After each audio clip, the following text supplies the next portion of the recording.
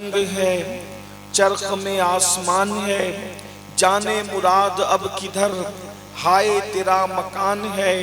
عرش پہ تازہ چھیڑ چھاڑ، فرش پہ طرفہ دھوم دھام، کان جدھر لگائیے یا رسول اللہ کان جدھر لگائیے، تیری ہی داستان ہے۔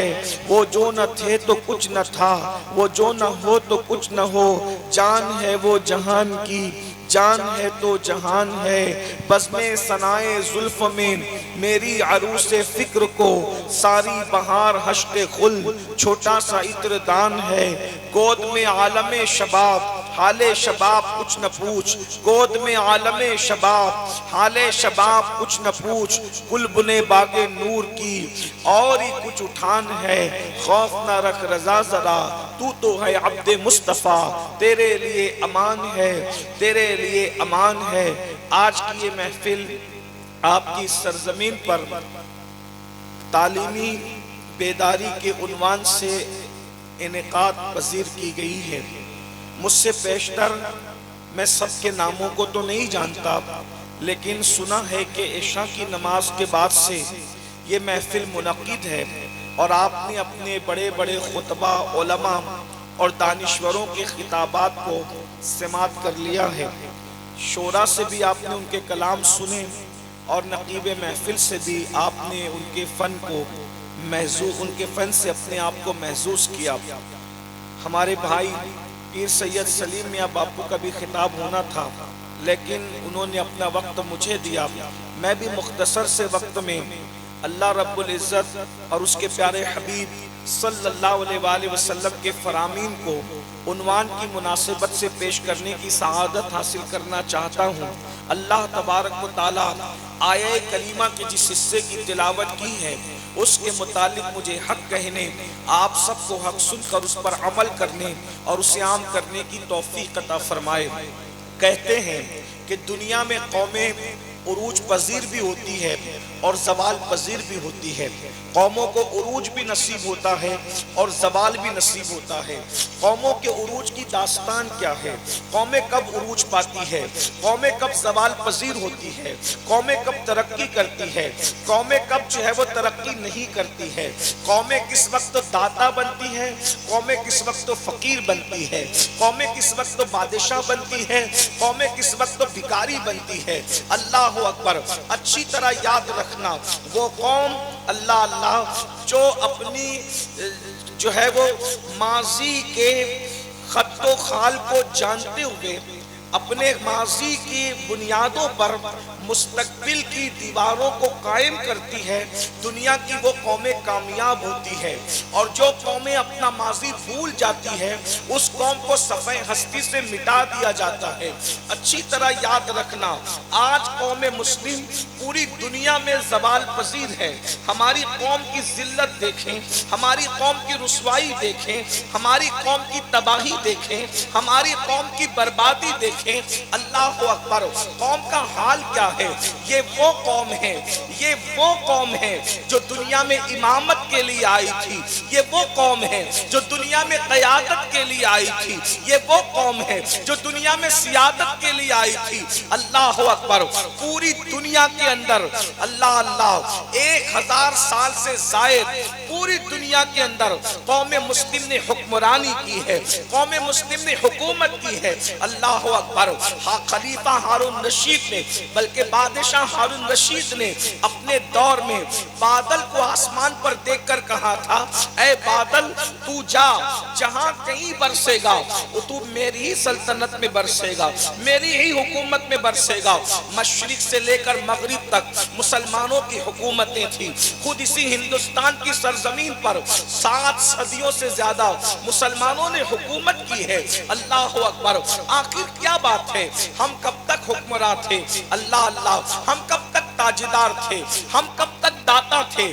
ایک وقت وہ تھا بغداد پر مسلمانوں کی حکومت، ہندوستان میں مسلمانوں کی حکومت۔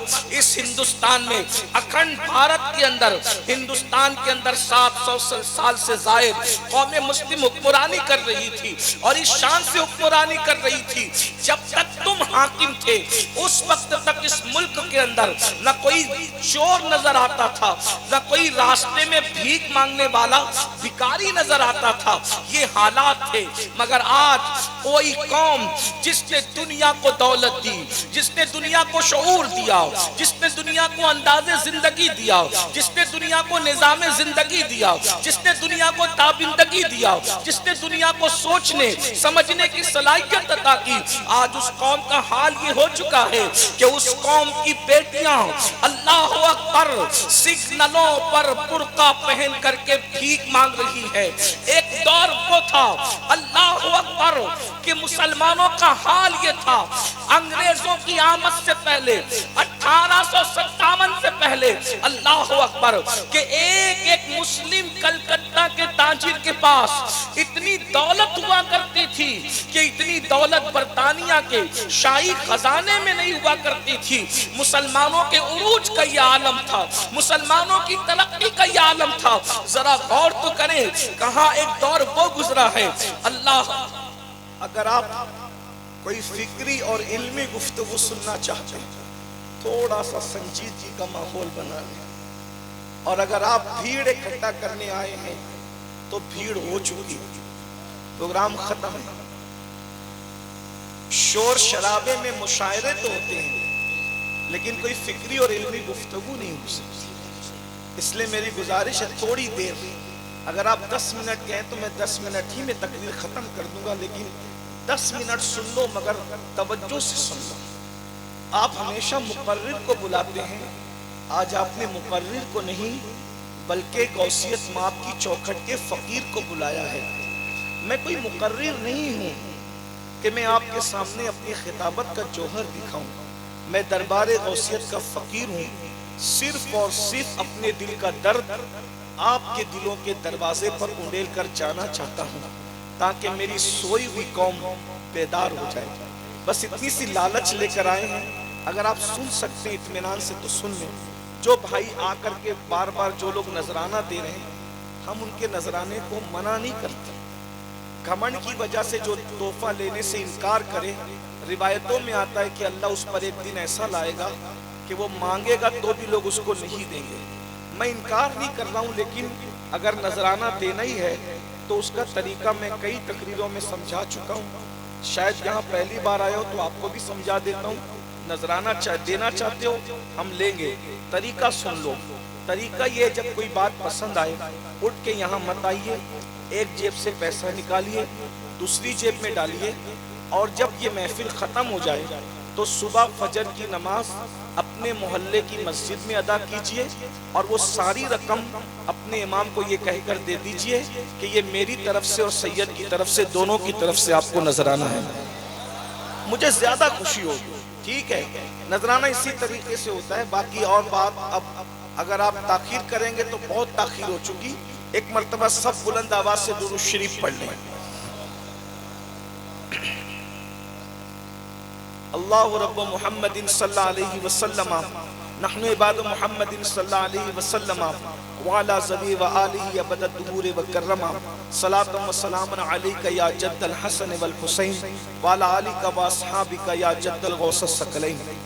غور فرمائیں، ایک وقت وہ تھا کہ بہت دنوں کی بات نہیں ہے، 2-3 صدی پہلے کا حال یہ تھا کہ ایک کلکتہ کے تاجر کے پاس، مسلم تاجر کے پاس اتنی دولت تھی کہ اتنی دولت